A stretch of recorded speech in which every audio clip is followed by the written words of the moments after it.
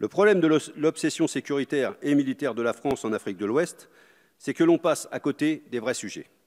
En insistant sur les forces armées, vous semblez oublier que les violences ne sont jamais les racines d'un problème, mais plutôt une conséquence.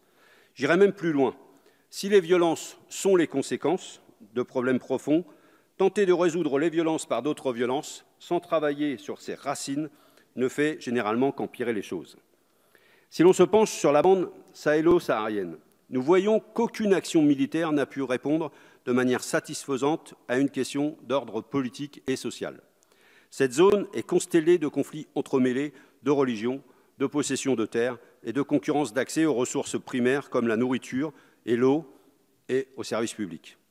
L'accès à l'éducation et à la santé a été, il faut le dire, ruiné par les différentes politiques d'ajustement structurel des années 80 et 90 menées par le Fonds monétaire international suite à la crise du surendettement des pays du Sud, provoquée par l'architecture même du système économique mondial, comme l'indique le Comité pour l'abolition de la dette du tiers-monde.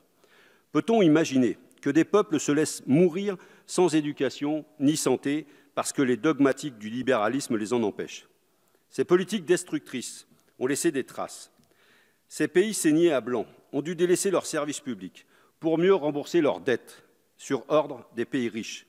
Une colonisation économique, en somme. Les frustrations et les haines, pour certaines créées par la colonisation, pour d'autres antérieures, ont pu être instrumentalisées et ont contribué à la déstabilisation et au sous-développement de beaucoup de pays d'Afrique. Au-delà des problèmes de services publics très souvent défaillants, voire inexistants, la question de la concurrence pour les ressources entre les différents usagers des sols nous permet de voir concrètement l'absence de régulation étatique de ces problèmes.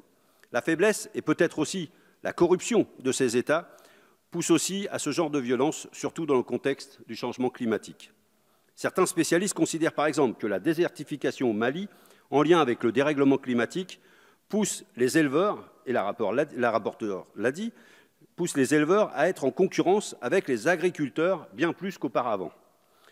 Et cette concurrence liée au désastre écologique crée encore plus de haine. Et puisque les éleveurs sont issus majoritairement d'une ethnie et les agriculteurs d'une autre, avec des différences religieuses en toile de fond, la cohabitation est mise à mal et le corps social totalement déchiré. Les ressources, comme l'eau, sont aussi de plus en plus source de conflits. L'agriculture dans le bassin hydrogéographique de l'Afrique de l'Ouest prend environ 75% des ressources en eau. Mais le développement commence à créer des conflits d'usage. Ce sont des sujets nécessaires à prendre en compte pour le développement des États. Par ailleurs, l'énergie hydroélectrique, qui est un énorme et positif potentiel en Afrique, pourrait bientôt, si elle n'est pas réfléchie et mise en œuvre de manière concertée et mutuellement avantageuse, poser de gros problèmes avec la multiplication des barrages, qui, dans l'état actuel des choses, pourrait entraîner des problèmes dans les zones et les pays en aval. Ces questions énergétiques sont d'autant plus importantes que le Niger, par exemple, dépend à 80% du Nigeria pour son énergie. L'aide de la France, en appui à la construction d'un barrage sur le fleuve Niger, doit prendre en compte ces réalités, pouvant à terme créer des tensions entre les deux pays. Plus largement, c'est la souveraineté énergétique des pays comme le Nigeria qui devra être fortement améliorée. L'objectif des pays riches est, comme toujours, de maintenir leurs sources d'approvisionnement énergétique, ce qui se fait au détriment des détenteurs de ces ressources.